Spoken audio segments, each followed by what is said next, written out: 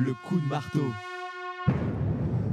Et c'est le coup de marteau de Guy de Lafortelle qui est directement installé avec un enfant face à un écran, dis donc. Faut pas qu'il regarde l'écran, Guy de Lafortelle, que nous avons perdu, je crois, mais qu'on va retrouver. Comment ça, vous m'avez Voilà. perdu? Donc, bah, parce qu'on vous voit plus, mais on vous entend en tout cas. Ah, vous me voyez Oui, plus, alors oui. attendez. C'est pas Ça y est, vous grave, déjà on m'entendez? vous entend, c'est déjà pas mal. Alors, de quoi vous nous parlez aujourd'hui, Guy de Lafortelle? On va parler de Chine, puisque Ah, très bien. avec mon conseiller à quatre pattes, enfin donc il marche sur deux pattes maintenant, Ah oui. euh, bah, je suis absolument terrorisé maintenant de faire ma chronique avec ma fille sur mes genoux. Mais si vous voulez qu'on la fasse, on peut pas faire autrement. Bah, On oui, va enfin parler de comme vous voulez, si vous voulez qu'on non, mais on va tenter de faire une chronique sérieuse. On vous écoute. Alors, on va parler de Chine parce que évidemment, on sait tous que Xi Jinping est en train d'entamer Visite sa visite officielle, ouais. officielle en France et que on a la chance de pouvoir Ça va être de sportif cette chronique. Je sens ça va qu'elle va être un peu. rester dans celle-ci, elle va être retenue pour les gags de fin d'année. Ah oui, c'est pas impossible. Et donc, Xi Jinping va très certainement aller visiter demain l'endroit où le petit Emmanuel a appris à faire du ski et que ils vont aller manger une fondue ou je sais pas quel plat typique pyrénéen. Mmh. Et une fois qu'il aura fait tout ça, on vous mettra les mauvaises questions sur la table et enfin, autour d'une bonne bouteille, de cognac évidemment, hem, on pourra réussir à trouver un bon accord entre la France et la Chine, ou pas. Mmh. Donc on a une visite officielle de Xi Jinping, ça nous donne l'occasion de Bon. regarder un petit peu quelles sont nos relations, économiques, avec la Chine, hein. Le chiffre que vous avez sans doute, lu par ailleurs, premièrement, c'est que, la Chine est responsable de presque la moitié, de notre déficit commercial. Donc en 2023, on a moins 46 milliards de déficit commercial avec la Chine, ce qui est, Alors je dirais pas la monumental. Chine est responsable, je sais pas ce que vous en pensez. La Chine enfin nous sommes responsables de la moitié de notre déficit commercial avec la Chine. C'est Oui, vous avez raison, nous sommes responsables, absolument. Grâce à la Chine Oui, oui, qui, c'est ça. en tout cas par rapport aux autres pays, la Chine, c'est-à-dire que est un gros pourvoyeur, d'importations, françaises et il semblerait que cette visite officielle arrive, heu, non pas pour régler ça, mais pour faire tout l'inverse. Parce qu'il se passe en ce moment, d'assez grands changements, en Chine, notamment, des changements, économiques d'envergure. La Chine est en train, de modifier, son appareil, industriel et économique pour monter en gamme. Ça n'a échappé à personne. C'est-à-dire qu'on entend de plus en plus parler, des voitures électriques, qui sont en train d'arriver sur le marché, qui sont déjà, dans les ports français à attendre, d'être vendus.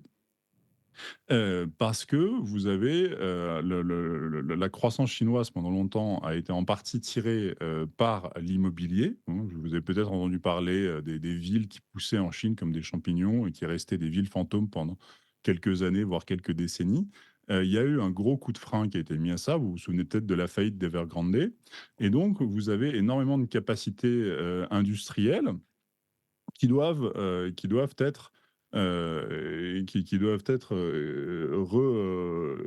réengagées, en sachant que la Chine a également, heu, une manière de pratiquer, l'économie, extrêmement planifiée où, les Chinois ont décidé qu'ils allaient faire 5 de croissance économique, et donc, il faut tout faire pour, obtenir ces 5. C'est-à-dire que c'est pas du tout, une pensée libérale, c'est une pensée extrêmement administrée et donc, puisque vous pouvez plus faire, d'immobilier, vous pouvez plus faire, faut le bien les faire ailleurs et le ailleurs, c'est où? La voiture électrique, vous avez les panneaux solaires, les semi-conducteurs. Vous avez une grosse montée en gamme qui est d'ailleurs, ce que Xi Jinping, raconte, dans les médias, chinois, de manière intensive en ce moment.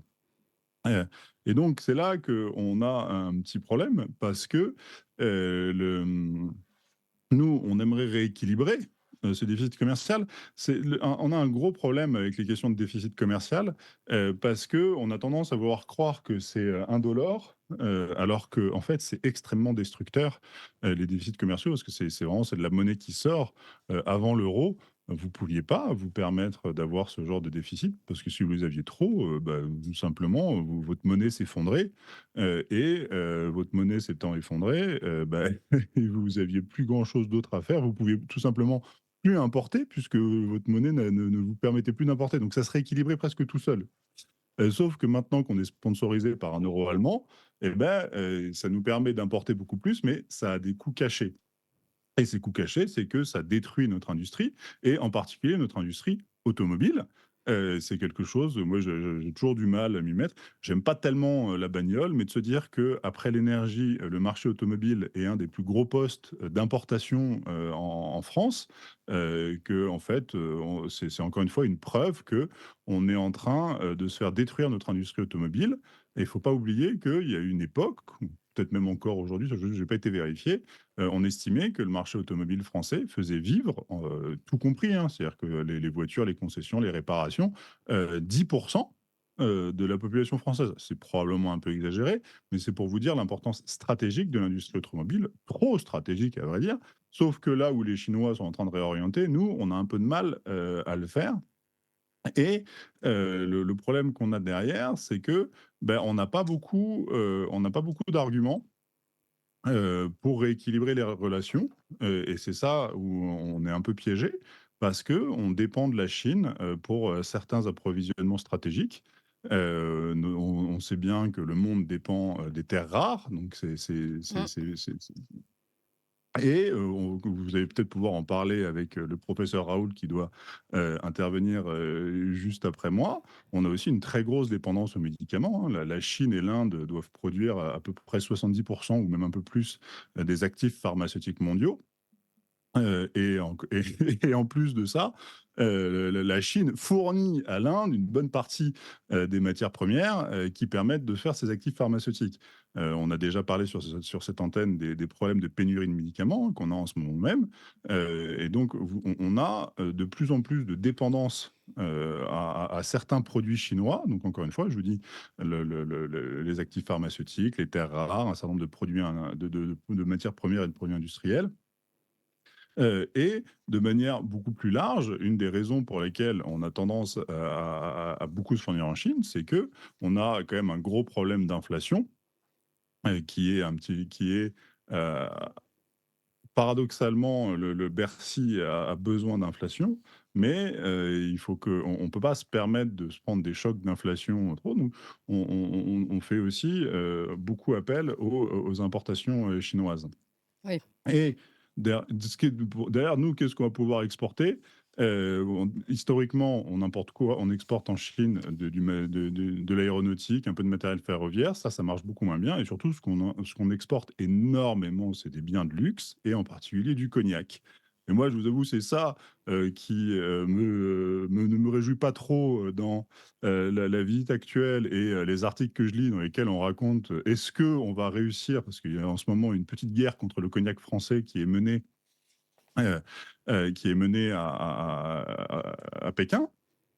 J'ai lu pas mal d'articles dans lesquels ils disent: «Est-ce qu'on va réussir, à amadouer Xi Jinping sur le cognac français?» Oui, J'ai un petit peu l'impression qu'on a des choses plus importantes, que le cognac français, dans nos enjeux, économiques, et avec la Chine. stratégiques. Mais, qu'est-ce qui exporte du cognac, hein? Bah, c'est Bernard Arnault avec Hennessy, Oui. Donc qui le doit être le plus message passe gros. mieux jusqu'au gouvernement. Bah, le message passe beaucoup mieux, donc moi j'ai un peu peur que cette visite Oui. serve surtout à défendre les intérêts de Bernard Arnault, Oui, parce hein, qu'il ça il serait paraît pas que la c'est aussi première pour fois. empêcher la guerre avec la Russie, mais bon, ça, c'est un autre sujet, Mais ça fait très longtemps qu'on n'a plus aucun poids là-dessus. Nous, si oui, on essaye de voir si on peut exporter un peu de cognac, importer un peu de médicaments, on sera franchement, déjà content. sur le point avec la Russie, on n'a absolument aucun Oui. moyen de quoi que ce soit à ce niveau-là. Merci beaucoup Guy de Lafortelle, je rappelle Merci cofondateur Clémence. de Toxin et à sa fille qui a été extrêmement sage et je vous félicite aussi pour ça. D'ailleurs, vous pouvez mettre des pouces, chers On amis. ne dira pas que Heu, c'est grâce aux écrans. c'est ça, Merci exactement. Clémence. En tout cas pour cette chronique, bien gérée avec un enfant sur les genoux. Tout